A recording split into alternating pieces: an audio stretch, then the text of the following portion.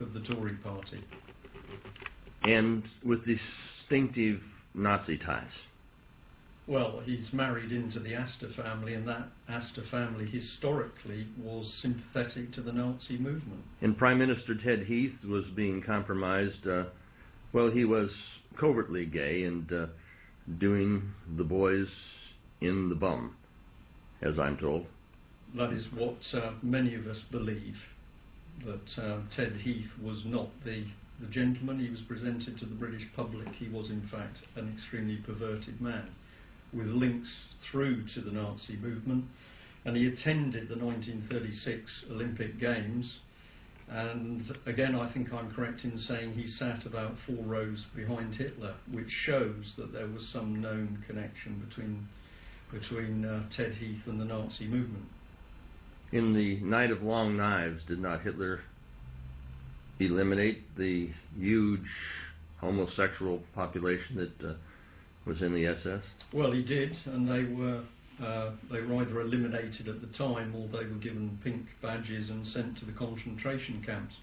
So for the gay movement in both the US and the UK at the moment, they're in a very vulnerable and dangerous position, because I believe that this fascist Marxist movement will in fact turn on them.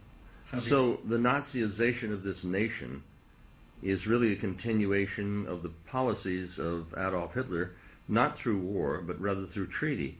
And we have the schematic once laid out by Hitler for a European Union come into full force with the Lisbon Treaty, and Cameron, again with an association through the Astors back to the Nazis, is calling for an acceptance of the unacceptable without any referendum. And then we see in the paper that you hold in your hand, Britain, the end. And what is it? The referendum say, Tories, Britain, the end. The Lisbon Treaty becomes law. We've been sold down the river, and at the top of the building of the Parliament we have the EU's flag. It might as well be the Nazi swastika. Why has this been accomplished without the objection of the British people? Because the attack on the British people this time has not been with guns or bullets or bombs. It's been done by psychological warfare, and that is a critical part of the Nazi document, of the Nazi military doctrine, and it is a critical part of the communist doctrine, that the way to win over Western powers is by infiltration and subversion and destroying the fabric of the society within. And this is why we have seen over 30 or more years in UK the slow crumbling away of our infrastructure. Our industry is gone. Our schools are teaching nothing. We have no respect for institutions. We have drunks on the streets. We have children being taken away from their parents. And all of these policies have been implemented by both the so-called Socialist Labour Party and the more right-wing Conservative Party. They are, in fact, two sides of the same coin. So we're seeing the Nazization of the nation. We're seeing the Absolutely. prostitution of our people. We're seeing them systematically enslaved. But one thing comes to mind. Slavery cannot exist without the acceptance of the slaves. Now, the British Constitution Party is drafting a constitution. Well, one can never go right by going wrong. One can never travel from where we are to where we plan to get if we do not do something. Will those who have sold out our liberties be allowed, with the new document, to vote on it? And if so, wouldn't they just let it expire, as they have the sovereignty of this nation? Well, the point is, these people have given away sovereignty and the right of this government, the right of this nation to govern itself. They've given it away. But the fact they've missed is that in giving those powers away, they've actually given their own powers to govern away.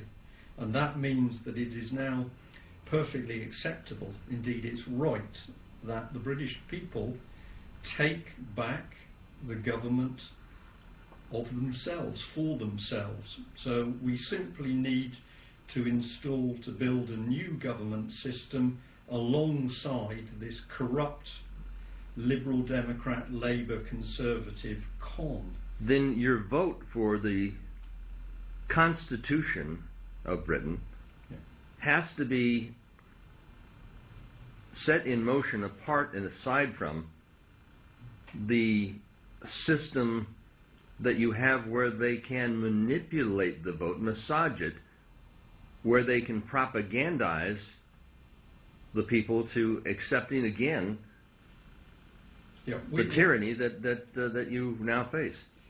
To fight these people, you have to understand the methods by which they work. And they have attacked us, they have nearly destroyed us by using techniques of subversion, infiltration, subversion, socio-political, economic warfare. We have seen the deliberate dismantlement of Great Britain from the inside. Now, once you understand that, you start to see it, and many people now approach the British Constitution group and they say, we've woken up, we can see it, we can see that these people are traitors, we can see that they have deliberately destroyed the country and weakened the population to allow them to install a dictatorship. The people that you have working within the Constitution group are doing investigations into the criminal activities of those who have made this happen and who have been behind the scenes for so long, surrendering the sovereignty.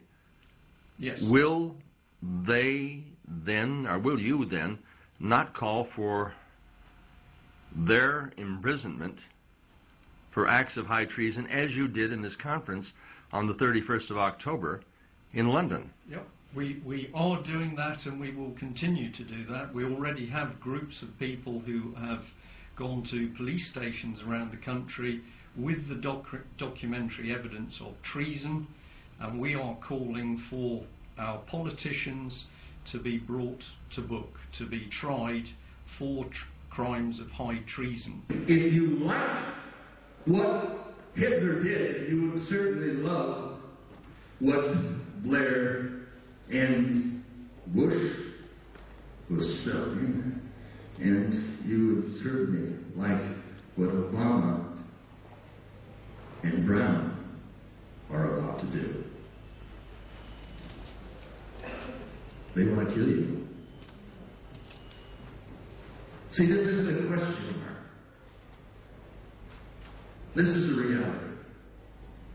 I'm saying it is a reality. They want to kill you on the Georgia Guidestones, which is America's Stonehenge. They've got something in stone, written in stone. It says we want to reduce the population of the earth. We want to do away with the useless eaters, because the man is black. He's without bound to that. My children are neither white nor black. They're the human race.